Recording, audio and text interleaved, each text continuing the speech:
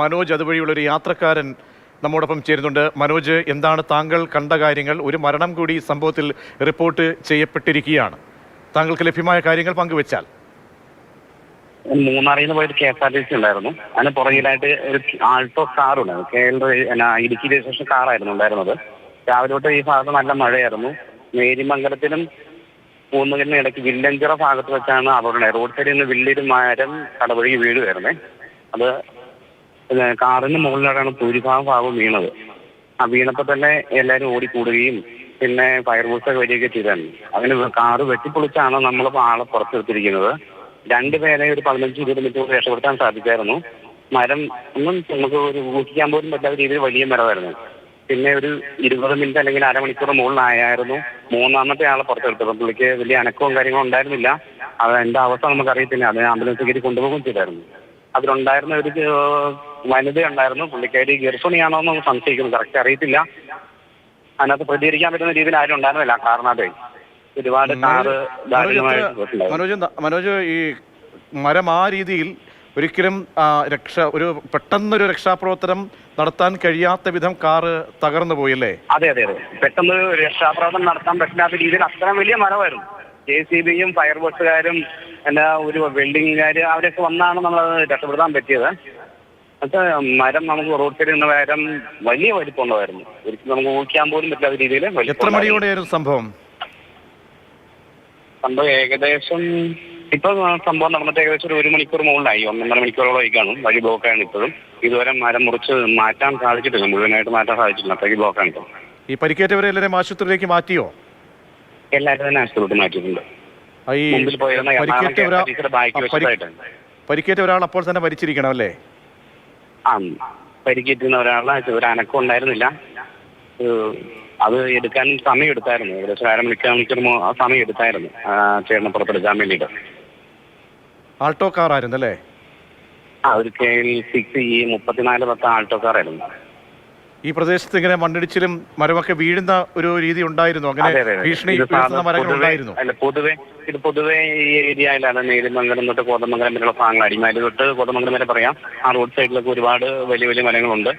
ഇതിനു മുമ്പ് ഇങ്ങനെ ഒരിക്കൽ നമ്മൾ മനസ്സിൽ വരുന്നത് കോതമംഗലത്തിൽ പോകുന്ന വഴിക്ക് ഒരു മരം വീണ് സ്കൂൾ ബസ്സിന് മുകളിൽ വീണത് നമ്മൾ ഓർമ്മ വരുന്നുണ്ട്. ഏകദേശം 5-8 വർഷങ്ങൾക്ക് മുമ്പ്. ഈ ബസ്സും അവിടേക്ക് വരുമ്പോഴാണോ അപകടത്തിൽപ്പെടുന്നത്? അതെ, ബസ്സിന് തൊട്ട് പുറകിലായിരുന്നു ഈ കാറും പൊയ്ക്കൊണ്ടിരുന്നത്. ആ അപകടത്തിൽപ്പെട്ട ബസ്സിൽ ഞാൻ മൂന്നാറിൽ നിന്ന് അടിമാലി വരെ യാത്ര ചെയ്തവനാണ്. എനിക്ക് തൊടുപുഴയ്ക്ക് പോകേണ്ട ആവശ്യം ഉണ്ടായിരുന്നു. അടിമാലിയിൽ നിന്ന് വേറൊരു ബസ്സിൽ മാറി കയറുകയും തൊട്ട് പുറകിൽ തന്നെ ഞാനും ഉണ്ടായിരുന്നു.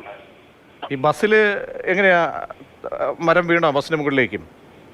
ബസ്സിന്റെ ബാക്കി വശവും വെട്ടിപ്പൊളിച്ച് മാറ്റിയിട്ടുണ്ട് ഇപ്പൊ നമ്മൾ.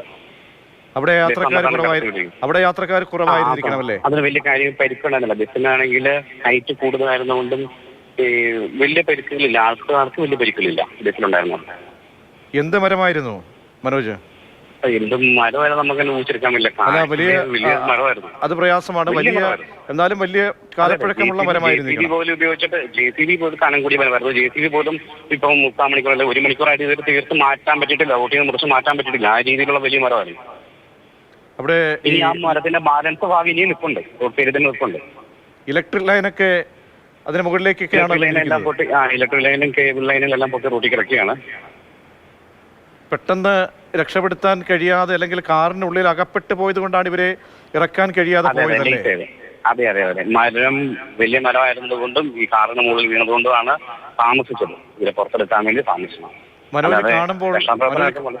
മനോജ് കാണുമ്പോൾ ബാക്കിയുള്ളവരുടെ, കാരണം ഒരു ഗർഭിണിയായ സ്ത്രീ എന്ന് സ്ഥിരീകരിക്കാനായിട്ടില്ലെങ്കിലും സംശയം തോന്നുന്ന രീതിയിൽ അവരുടെയൊക്കെ ആരോഗ്യസ്ഥിതി എങ്ങനെയുണ്ടത്?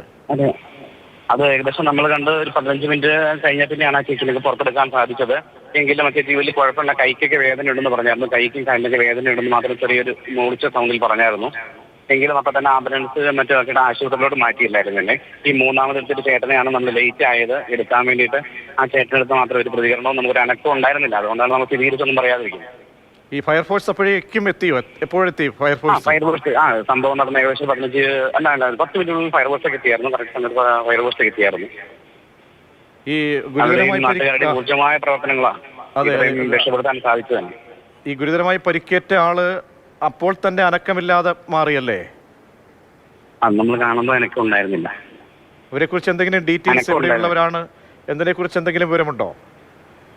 അതിനെക്കുറിച്ച് അങ്ങനെ കൂടുതൽ ഡീറ്റെയിൽ ഉള്ള കാരണം എല്ലാവരും രക്ഷാപ്രവർത്തനം രീതിയിലും മഴയും കാര്യങ്ങളൊക്കെ ആയിരുന്നോണ്ട് അങ്ങനെ ആരും ചോദിച്ചിട്ടുള്ള മെനക്കെടാൻ നിന്നില്ലായിരുന്നു. ഇപ്പോഴും മഴ പെയ്യുകയാണോ?